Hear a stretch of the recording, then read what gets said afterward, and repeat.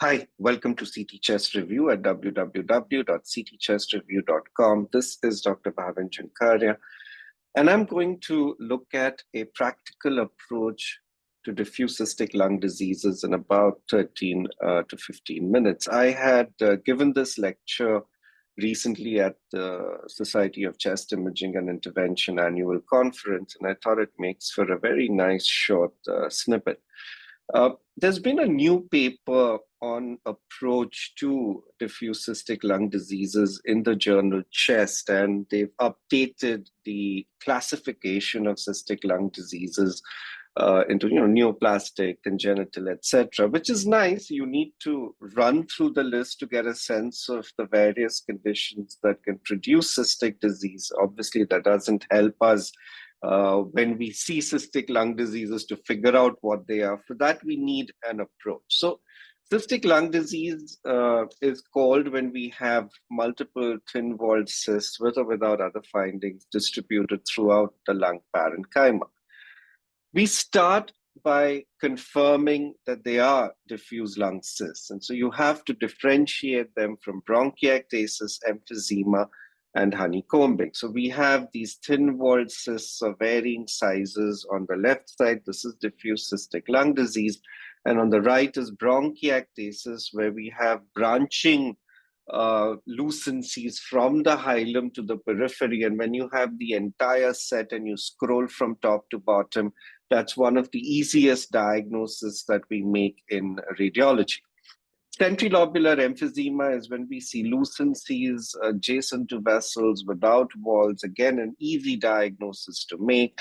And this is honeycombing, cysts with shared walls, starting at the periphery, subpleurally, usually more than one layer extending up to the hilum.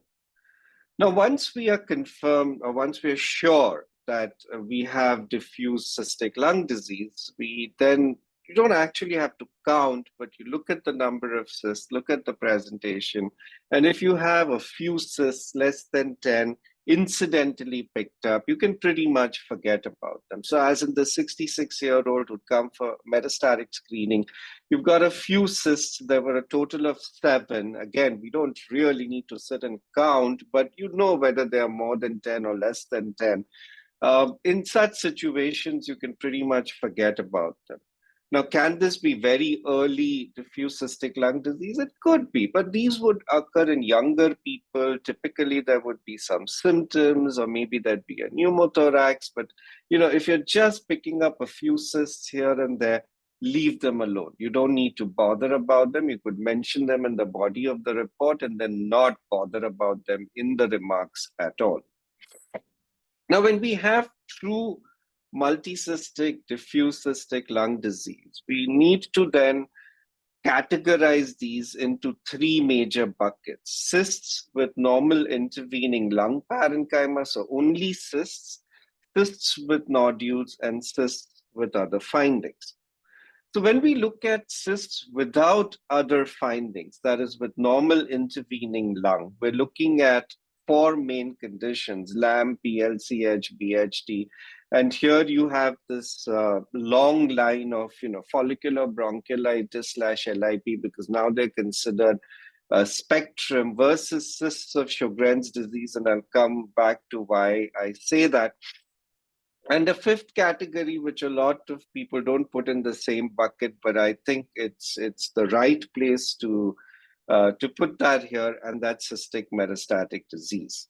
So PLCH is pulmonary Langerhans cell histiocytosis. When it is restricted to the lungs, it occurs typically in smokers.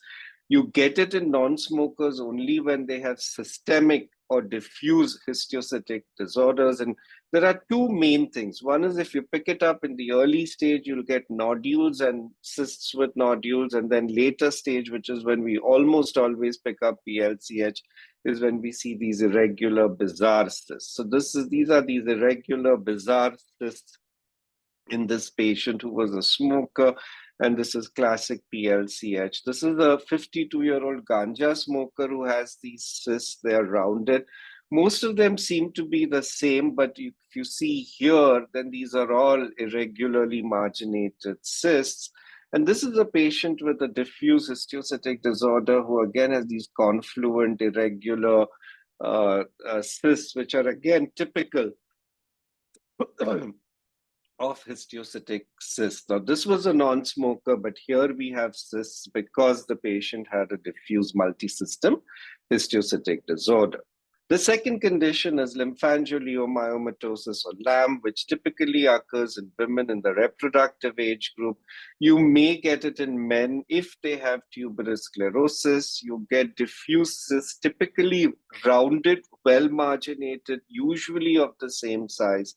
It's easy to make a diagnosis if the VGFD levels are positive, so this is more specific than sensitive, and you may have additional findings in other organs. So this is the classic LAM appearance, rounded, well-defined, thin-walled cyst. Another patient who has the same appearance and a pneumothorax with an ICD.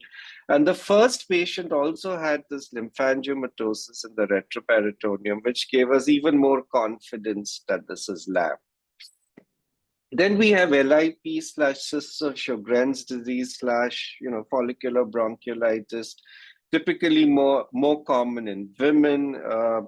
FB-LIP is commonest in Sjogren's, but may occur in RA and SLE. We get perivascular septate cysts. Now, if you see only cysts, then we should ideally just call it cystic disease of Sjogren's. But if we get other interstitial findings, then say FB slash LIP.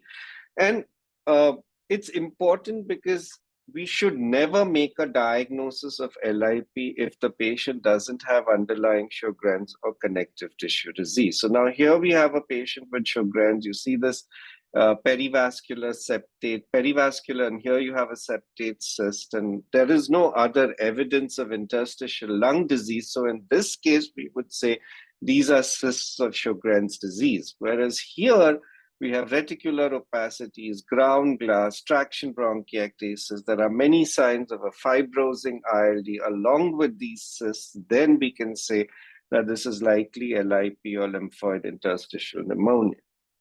The BHD syndrome is also not uncommon in India. Typically, the FLCN gene or the folliculin gene will be positive. We get other systemic manifestations like skin lesions and renal pathologies, but the Indian cohort somehow has fewer skin lesions, and classically we get these paramediastinal elliptical cysts. So this was our index patient who from 2009 had presented to us with these unchanging cysts. We did not know what this was. We had taken international opinions as well. And in 2015, the patient went scuba diving to Hawaii, had a pneumothorax, was airlifted to UCSF. A biopsy was done, which showed that this was BHD. His FLCN came positive. And then there was now even his family members have a diffuse cystic lung disease and are FLCN gene positive. And I think the classic appearance, as in this other case, is where we have these elliptical paramediastinal cysts more in the lower zones. So you can look at cyst morphology to distinguish among these diseases: rounded, well-defined in LAM, elliptical in BHD, septate, perivascular in LIP or cysts of Sjogren's, irregular in PLCH.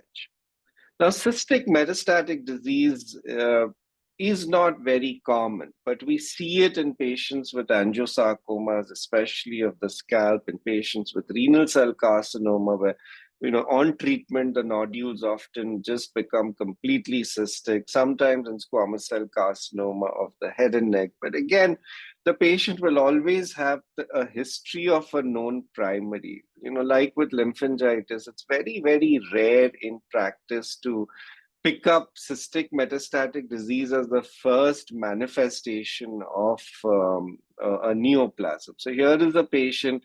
You do see a few of these metastatic nodules still, but the rest of them have all become cystic, probably because of cavitation and necrosis. And then there is a little bit of surrounding ground glass as well. So once we've looked at this category, then we come to cysts with nodules. And here we have amyloidosis and light chain disease as the important two conditions.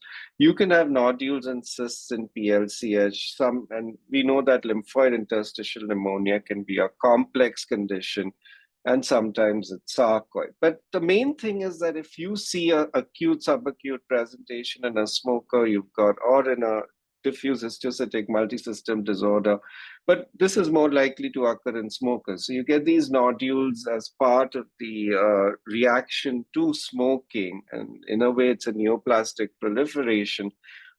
Then they become necrotic and cystic, and that's what you see here. It's rare to pick up PLCH at this stage, but if you do, then this is what it would look like. The only treatment was cessation of smoking, and the patient became completely asymptomatic here. And then we have cysts with nodules within them. And that's reasonably pathognomonic because hardly any other condition does that. And if you also see calcification within these nodules, and this is what you get with amyloid or light chain disease. This case has been put up at ctchestreview.com and ctbiopsy.com, and I biopsied one of these nodules in the upper lobes, and we proved that this was amyloid. And then we have the third category where we have cysts with other findings. You have the list here, but this is basically when there is an ongoing interstitial lung disease and we find cysts within them. So here's a patient with fibrotic HP in 2008. You see these non-fibrotic, ill-defined centrilobular nodules as well. And then over the years, by 2015, you've got these, the cystic disease. This is not honeycombing. This is cystic disease. And this occurs as part of a reparative phenomenon as the disease progresses. That's the reason for these cysts as well. In this patient with chronic pulmonary sarcoid, the sarcoid was proven on histology. And you see these bizarre irregular cysts. You could mistake them for PLCH if the patient was a smoker and did not have a diagnosis of sarcoid, but this was a proven sarcoid. And this is a case I also put up at, I think, at CT Chest Review a while ago, where you have this patient with COVID who had this very unusual presentation with these nodules and cavitated cystic nodules and ground glass. And then at some point, again, has landed up with extensive cystic disease over the years. So to summarize, the first thing we do when we see cysts is to differentiate them from bronchiectasis, emphysema, and honeycombing. If there are few cysts incidentally found, forget about them. They're multicystic, see which bucket they fit into. If it's only cysts without other findings, normal intervening lungs, then this is what we're looking at. If you have cysts with nodules, then these are the four conditions. And if you have cysts with other findings, then this again is what we're looking at.